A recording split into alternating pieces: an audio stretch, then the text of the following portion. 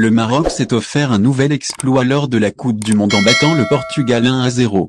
Les Lions de l'Atlas entrent dans l'histoire en tant que première équipe africaine à rallier les demi-finales où ils affronteront le vainqueur d'Angleterre, France qui arrêtera ce Maroc.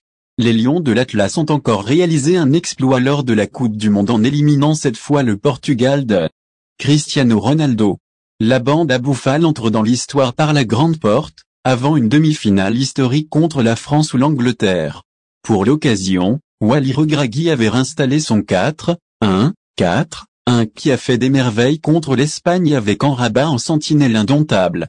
Cependant, Nayef Fagué, sorti blessé contre les Hispaniques, laisse sa place à El Yamik en charnière centrale. Côté portugais, Cristiano Ronaldo reste une nouvelle fois sur le banc. Le Portugal fait honneur à son statut de favori en début de match et Bounou est très rapidement sollicité par une tête de João Félix, 3e.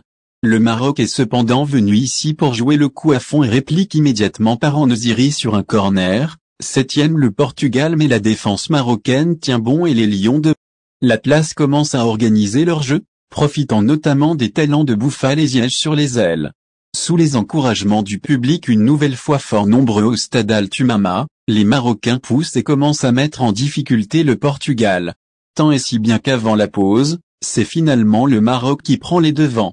Dans la surface, Youssef En-Nesyri, à la lutte avec Ruben Dia, profite de la très mauvaise sortie de Diogo Costa pour marquer de la tête, 43e, 1-0. Le Portugal manque d'égaliser immédiatement. Bruno Fernandes adresse un centre-tir dans la surface des Lions de l'Atlas et trouve la transversale de Yacine Bounou, 45e.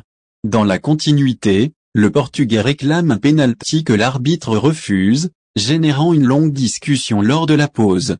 Le siège du Maroc Fernando Santos décide de faire rentrer l'arme suprême peu après le retour des vestiaires. Cristiano Ronaldo prend la place de Ruben Neves, égalisant au passage le record absolu de matchs en sélection du Koweïtien Badé Al-Mutawa, 196. Il se signale immédiatement d'un centre qui finit dans les gants de Bounou, 53e, le Maroc doit encaisser un coup dur. Romain Saïs, déjà touché à la cuisse lors du match contre l'Espagne, doit quitter le terrain pour une nouvelle douleur à cet endroit.